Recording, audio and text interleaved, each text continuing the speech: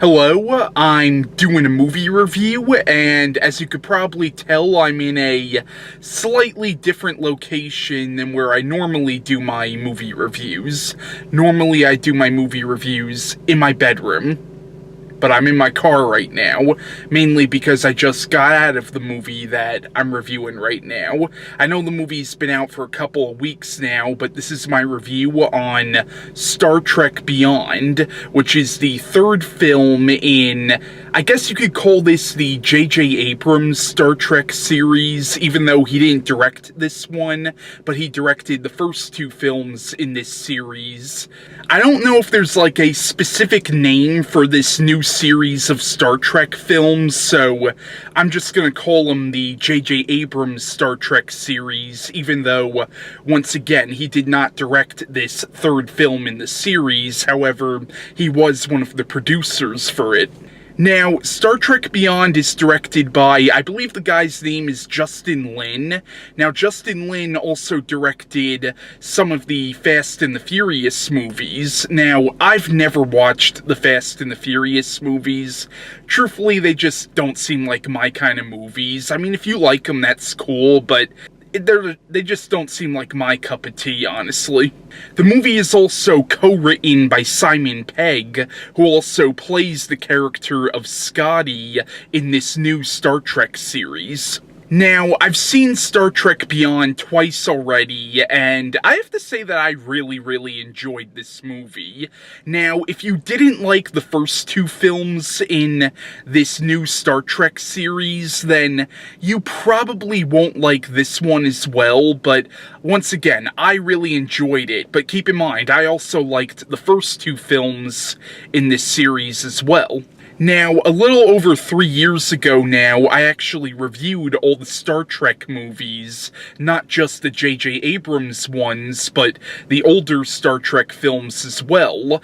And since this new Star Trek movie came out, I figured I gotta continue those reviews somehow because the new one came out. So this video is gonna show up on a playlist on my YouTube channel called Star Trek Reviews, so you could check out that playlist if you want to see my reviews on the Star Trek films that came before this. Now, before I really get on to this review, I just want to give a quick little rundown of what I thought of the whole series overall.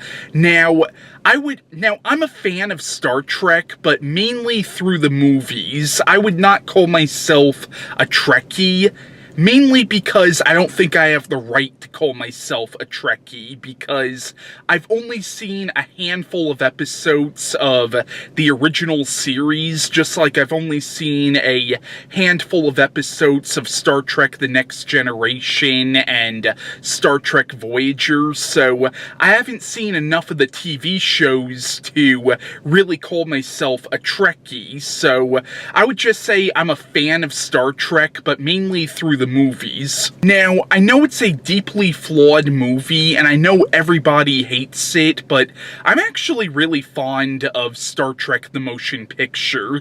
Like, I don't mind the slow pace for that movie. Like, I really enjoy that film, actually. And then you have Star Trek II: The Wrath of Khan, which a lot of people consider to be the best film of the Star Trek series, at least of the Star Trek films that feature the original cast of characters, and I agree with that. Like, I do think Wrath of Khan is probably the best film, at least of the original series of films. And then you have Star Trek III: The Search for Spock, which I also really like. I know a lot of people hate that one as well, but I'm actually really fond of that one. That one actually has a lot of sentimental value for me because that was one of the first Star Trek movies I ever saw.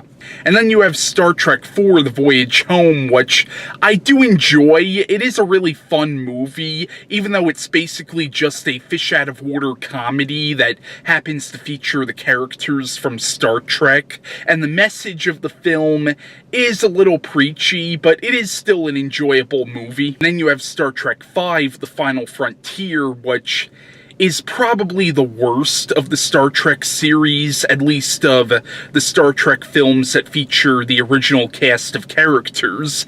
Now, if you go back and watch my old review of that movie, I actually did give it somewhat of a positive review, but it's one of those movies that I liked it when I saw it, but the more that I think about the movie, the more I realize just how freaking stupid that movie actually was. And then you have Star Trek VI, The Undiscovered Country, which, next to Wrath of Khan, is probably the best film of the Star Trek films that feature the original cast of characters. Then you have Star Trek Generations, which is the first spin-off movie of Star Trek Next Generation. Now, that one is deeply flawed, but I'm still really fond of Star Trek Generations. I mean, it's not a perfect movie by any means, but it's still enjoyable. And then you have Star Trek First Contact, which I think is the best of the Star Trek films that feature the Next Generation cast. And Star Trek First Contact, that's a movie that I would recommend for people even if they've never seen a Star Trek movie. And what I really like about that one is almost a horror film in a way. Like, I would say it is kind of a horror film in a way. Like, the Borg are genuinely scary characters. And then you have Star Trek Insurrection, which fucking sucks. I hate that one. And then you have Star Trek Nemesis, which, if you go back and watch my reviews on the Star Trek movies, that's one that I did give a positive review, but truthfully, I only saw that movie twice, and I liked it when I saw it, but for some reason I have no desire to ever watch that movie again.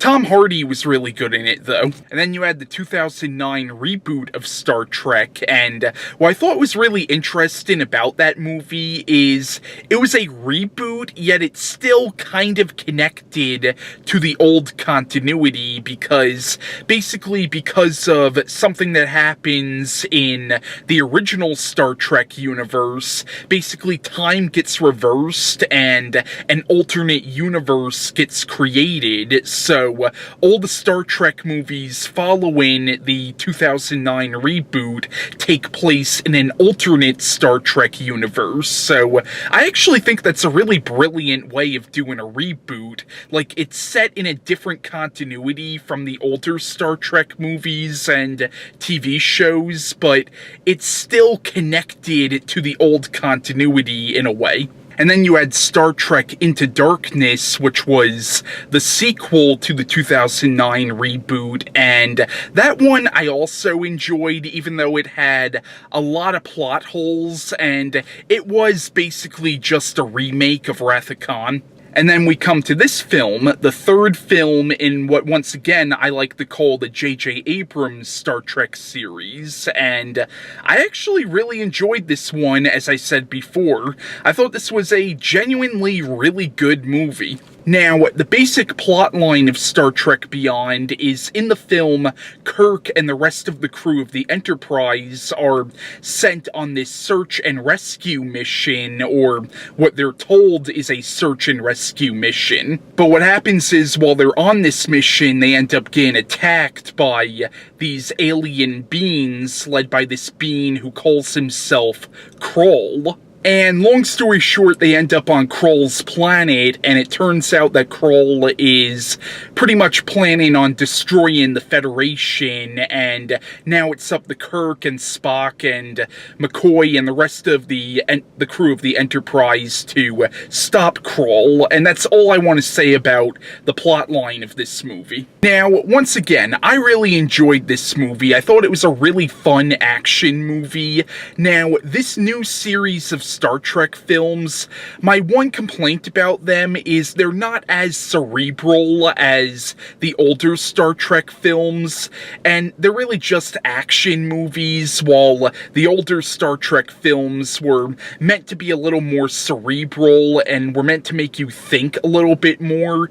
These, once again, they're just action films, but they're still really good movies, and I do think they do have some decent character development development in them, even though they're not as cerebral as the older films. I mean, this film definitely does try to have some more thought-provoking elements to it, like, basically in the movie you find out now the Spock from the old continuity, he ends up in this continuity because once again, the continuity of these movies does connect in a way to the continuity of the older films, and the Spock from the original Star Trek universe does end up in this universe in the first two films of this series, but in this one, you find out that the old Spock actually died. Now, in real life, Leonard Nimoy, the actor who played Spock, actually died, so in this film, you find out that the old Spock that we know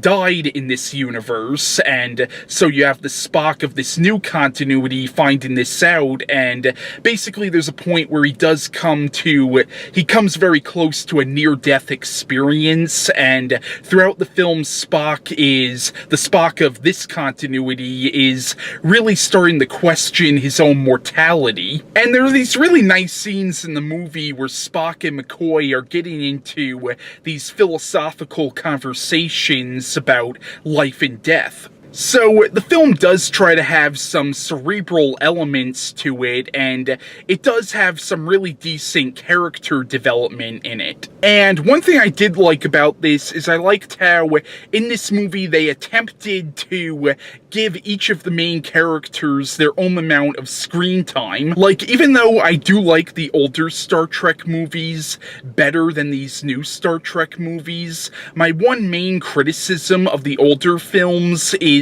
the older films tended to primarily focus on either Kirk or Spock, and sometimes McCoy. The other main characters really didn't get that much, like, screen time in the older films, but I liked how in this film, they tried to give, like, each of the main characters, like, the characters that we know, like Scotty and Aurora and Chekhov, like, they tried to give each of them their own moments to shine. But once again, I really enjoyed this movie. There was one thing about the movie that did kind of bug me, but it was only in one scene.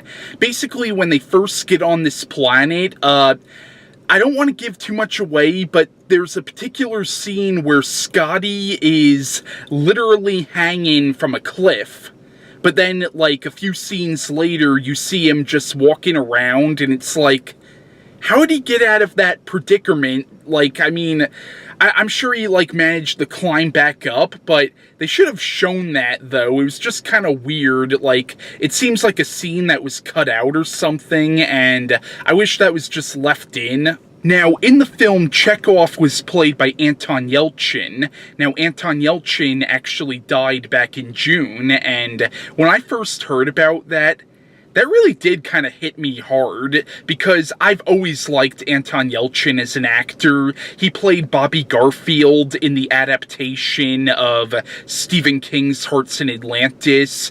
He also was recently in the movie Green Room, which I think is one of the best horror films to come out in recent years, and also he played Odd Thomas in the adaptation of Dean Koontz's Odd Thomas, and I've always liked him as an actor, and I really do think had he lived longer, he really would have been a force to be reckoned with in Hollywood, and it is a goddamn shame that he's gone, and he's definitely going to be missed, and he, once again, he did a really good job as Chekhov in this movie, and he did a good job as Chekhov in the first two films of this rebooted Star Trek series as well. And of course, at the end of the movie, they have a little thing in the credits saying, in memory of Leonard Nimoy and Anton Yelchin. So once again, I recommend Star Trek Beyond. If you didn't like the first two films of this series, you might not like this one, but if you did like the first two films, then I would definitely recommend giving this one a watch. So yeah, that was my review on Star Trek Beyond, and bye.